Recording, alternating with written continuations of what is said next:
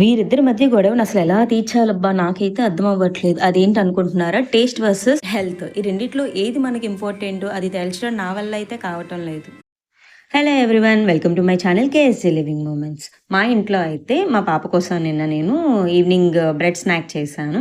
నార్మల్గా బ్రెడ్తో ఏం చేసుకుంటాం, ఇంటికి తీసుకొచ్చినట్టయితే బ్రెడ్ శాండ్విచ్ చేసుకుంటాము. లేదంటే నేను అప్పుడప్పుడు ఇలా గీ రాసేసి టోస్ట్ చేసి అయితే సాస్తో కానీ మిల్క్తో కానీ పాపకి ఇచ్చేస్తాను. అయితే బ్రెడ్లో ఎన్ని రకాలు ఉంటాయో తెలుసా మీకు?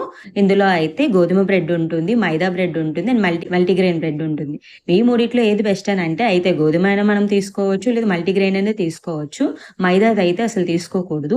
అసలు మైదాని ఎలా తయారు చేస్తారు తెలుసా? ఈ గోధుమల్ని బాగా రిఫైన్ చేసి వైట్గా వచ్చేనంత వరకు దాంట్లో ఉన్న ఫైబర్ని, తొక్కల్ని, ఇంకేవైతే పోషకాలు ఉన్నాయో అన్నిటిని కూడా బయటికి తీసేస్తేనే మైదా తయారవుతుంది.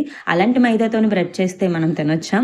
మేమైతే తెలియకుండా ఈ బ్రెడ్ తీసుకొచ్చాను. ఆఫ్టర్ ఈ వీడియో కోసం అని చెప్పి నేను కంప్లీట్గా డీటెయిల్స్ చెక్ చేసినప్పుడు అప్పుడు నాకు ఇంత మైదా అనేది ఎంత ఇదా, అసలు ఏమీ ఉండదా దానిలో, బట్ టేస్ట్ కావాలంటే మైదాతోని ఏం చేసినవి మైదాతో కంపేర్ చేస్తే అంత taste Rao of course. But ఆ టేస్ట్ కోసం ఆరోగ్యాన్ని వదులుకోలేం కదా. నేనైతే నెక్స్ట్ టైం నుంచి మైదావే తీసుకోను. ఓన్లీ అయితే మల్టీగ్రెయిన్ లేదంటే వీటితో చేసిన బ్రెడ్ని అయితే తీసుకుంటాను. గోధుమలో అయితే ఎన్ని యూజెస్ ఉన్నాయో తెలుసా? దీంట్లో ఫైబర్ ఎక్కువ ఉంటుంది కనుక ఈ డైజెషన్కి చాలా మంచిది. సో బరువు తగ్గాలనుకున్న వాళ్ళు దీన్ని వాడచ్చు, అండ్ షుగర్ పేషెంట్స్ వాడచ్చు, హార్ట్ పేషెంట్స్ వాడచ్చు. చాలా వరకు చాలా యూజెస్ ఉంటాయి. అయితే ఈ మైదా మనకు వద్దు, గోధుమే వద్దు కదా. If you like this video, please do like, comment, share and subscribe my channel. Thank you.